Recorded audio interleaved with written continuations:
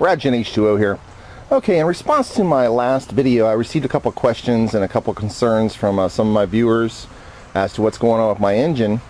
So today what we're going to do here is we're going to pull one of the spark plugs and take a look to see if it's burn up or anything like that. And we're also going to take a look inside my resonator here and see if I can't find a better location to mount my end tube for my HHO. Right now I've got it running into my cold air intake right here, and I got another one on the other side over here. And I don't really like those locations. I think I get a little bit of a lag, and it's not really getting a good vacuum there to suck the HHO in. So I'm going to try to find another space inside my resonator here to mount my tubing. And we're going to do that, and I'm also going to see if my OBC2 meter picks up my O2 signals and see if we can't get a reading off that. So I'll be back. We're going to get this started. Okay, I want to show you my first test here. What I've done is I've gone and hooked another tubing onto my Venturi tubings here because I wanted to see exactly what kind of vacuum I'm getting across the RPM scale. And I've run that back to my cab, and what I'm going to do is I'm going to run my engine through some different RPM ranges to see what kind of vacuum pull I get. Okay, here I am back in my cab of my truck. Okay, at idle I have got very little vacuum pull. I'm going to put it up here next to the microphones so you can hear. You don't hear any sucking there, so. Alright, now I'm going to rev it up. I'm at 2,000 RPM.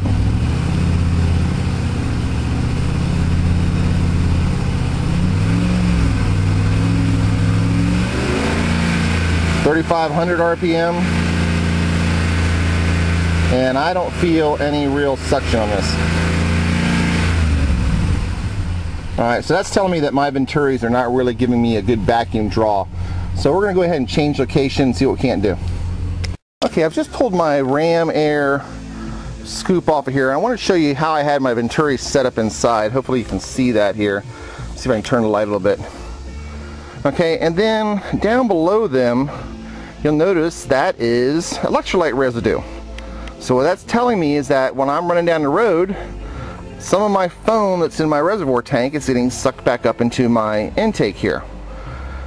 You know, it's not going to get sucked back into my throttle body from where I'm located at, but if I move it to where I was hoping to, it might have more of an access to do that. So I'm going to go ahead and pull my resonator off, take a look at it anyway, and we're going to have to figure out something to do about this foam situation here.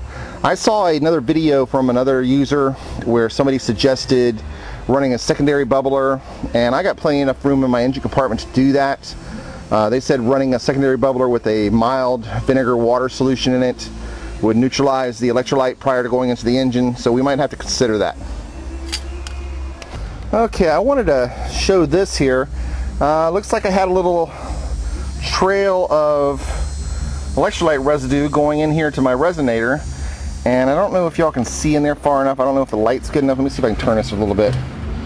But you'll notice I had a little pooling action going on down there at the bottom of it, where the foam was accumulating. And it doesn't look like it, maybe a splash once, but it doesn't look like it was really reaching the throttle body because it was pooling down there. But I don't like that anyway. I do not like that at all. So we're going to make some modifications here today and see what we can't do to fix that. Okay, I'm looking here at my reservoir, and I saw a couple inherent problems that I had with my plumbing arrangement.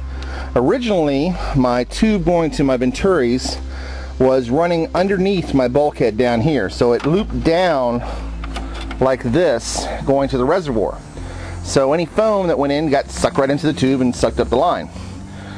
So I've tried to come up here above the firewall, and you notice it still has a little downward slant there. So what I'm thinking about doing here is lowering my reservoir down a couple inches. About here. I got plenty of room here in my area to lower it down, and that might help with convection flow. I don't know, we'll see. But I'm going to start with that and then work from there.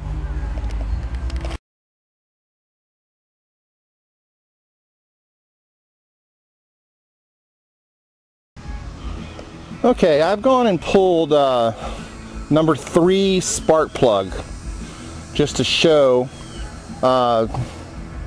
It doesn't look like I have any deterioration on this spark plug at all. The electrodes coming off the sides look nice and solid, look about the same they did as when they're brand new. I don't see any pitting or anything on the insulator, so I don't think I've had it too lean to where it's caused any damage to the spark plug.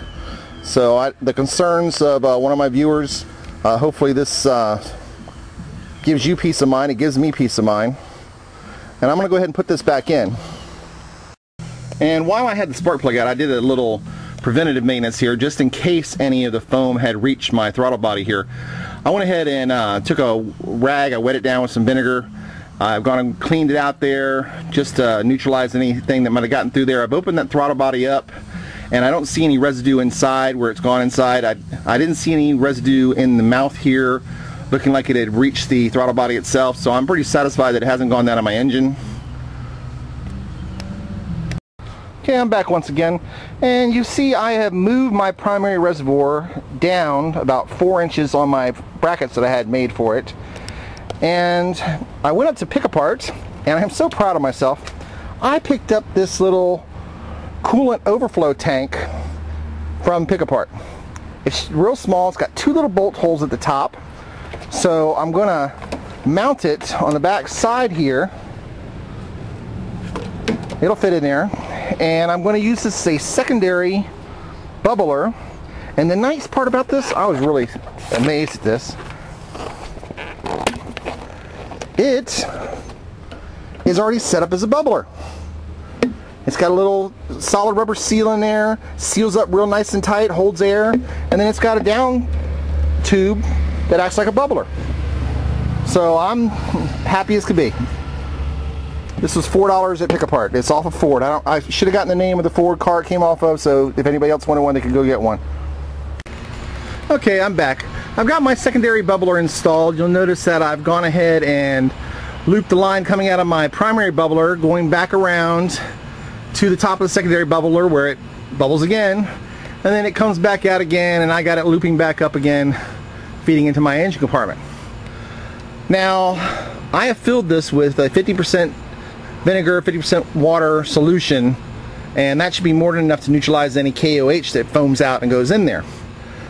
But I did some thinking while I was going to the auto parts store, and I think I'm going to reconfigure my cell so that I can use a less caustic electrolyte mixture. Now, when I originally built this cell, I did it with these real thin gaskets, and at that time I was able to hit really super high amperages with hardly any electrolyte added to it. So I think what I'm going to do is I'm going to go ahead and rebuild it again. I'm going to try to keep the same configuration with the 4 cells with 5 neutrals, and I'm going to use just the thin gaskets again and see if that can't help this situation. I think that if I'm using because I've noticed that when you use a weak electrolyte solution, your foaming problem is almost non-existent. And the stronger your electrolyte solution gets, the more foaming problems you have.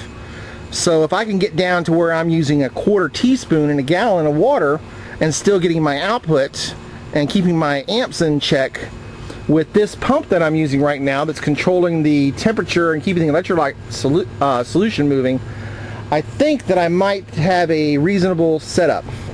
So this is going to be my last video on this, my last clip on this video, and then I'll get back to you after I get my cell rebuilt, and I'll do another video after that.